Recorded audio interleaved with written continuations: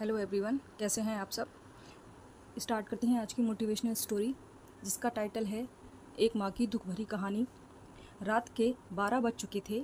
ममता बार बार दरवाजे की तरफ देखती और घड़ी की ओर नज़र डालती। उसकी आंखों में और चेहरे पर चिंता साफ नज़र आ रही थी। थोड़ी ही देर में दरवाजे की घंटी बजी। ममता ने तेज़ी से दरवाज़ा खोला और सामने बेटे रोहन और बहू सविता को देखकर पूछा, इतनी देर क्यों हो गई? मैं कब से तुम्हारी राह देख रही थी माँ। तो रोहन ने कहा, माँ अब मैं छोटा नहीं हूँ, तुम मेरी चिंता मत किया करो। रोहन ने घर के अंदर प्रवेश करते हुए कहा, बेटा कितना भी बड़ा हो जाए माँ के लिए छोटा ही रहता है। चलो छोड़ो, हाथ पैर धो लो, मैं तुम्हारे लिए खाना लगा देती हूँ। ममता ने दरवाज़ा बंद करते हुए कहा, माँ जी हम बाहर से खाना खाकर आए हैं, आप खा लीजिए, हम सोने जा रहे हैं। बहू सविता ने कहा, लेकिन मैंने तो तुम्हारी पसंद की खीर बनाई है, आओ थोड़ी थोड़ी खा लो। ममता ने कहा, माँ तुझे एक बार में समझ नहीं आता क्या? तेरी बहू ने कहा ना, हम बाहर से खाना खाकर आए हैं, क्यों परेशान करती हो?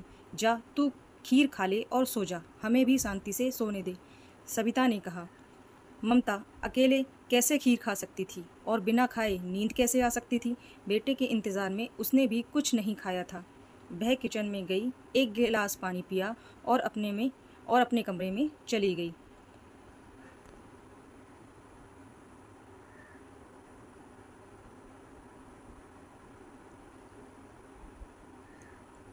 सुबह 10 बजे रोहन की आंखें खुलीं। बाजू में सविता अभी भी सो रही थी। रोहन हॉल में आया तो लैपटॉप के पास रखी एक चिट्ठी पर उसकी नज़र पड़ी। चिट्ठी खोलकर पढ़ते ही वह समझ गया कि ये चिट्ठी किसकी हो सकती है। मेरे प्यारे बेटे, तू सोच रहा होगा कि एक ही घर में रहते हुए ये चिट्ठी क्यों? हाँ, बता सकती थी अगर तू मेरी बातें सुनना चाहता। जैसे एक्सप्रेस की गाड़ी की तरह तू आता है और कुछ ही पलों में निकल जाता है।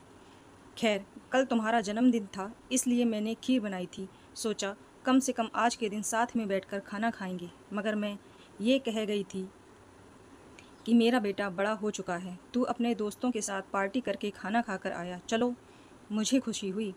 मेरी दवाइयाँ ख़त्म मेरी दवाइयाँ ख़त्म हो गई हैं। मैंने कुछ दिन पहले तुझे दवाई की एक चिट्ठी दी थी। अगर वक्त मिले तो वह दवाई मुझे लाकर देना, मुझे थोड़ी राहत हो जाएगी। रोहन को याद आया कि 4-5 दिन पहले माँ ने एक दवाई की चिट्ठी दी थी। उसने अपने ऑफिस के बैग में जाकर उस चिट्ठी को तलाशा और देखा कि उसमें लिखा था, मुझे ऐसी दवाई लाकर दो जिससे मैं अपने बेटे को भुला सकूं। रोहन को एहसास हुआ कि उससे बहुत बड़ी गलती हो गई है। उसकी आंखें नम हो गईं। वह तुरंत अपनी माँ के कमरे की ओर दौड़ा। सबसे पहले उठ जाने वाली माँ आज क्यों नहीं उठी थी? देखकर उसे आश्चर्य हुआ। उसने माँ को उठाने की काफ़ी कोशिश की, लेकिन माँ एक गहरी नींद में सो चुकी थी। रोहन के पास अब फूट फूट कर रोने के अलावा कोई चारा नहीं था। इसीलिए कहते हैं कि वक्त रहते इंसान की कद्र करनी चाहिए, बाद उसके मरने के अफसोस करने से क्या होता है। इसलिए हमेशा अपने माँ बाप की कद्र करो और वक्त रहते उनकी खिदमत कर लो, वरना ज़िंदगी भर पछताने के अलावा कुछ नहीं होगा और ना ही वो कभी वापस लौट कर आएंगे। अगर स्टोरी अच्छी लगी हो तो लाइक कमेंट शेयर ज़रूर कीजिएगा। Thank you.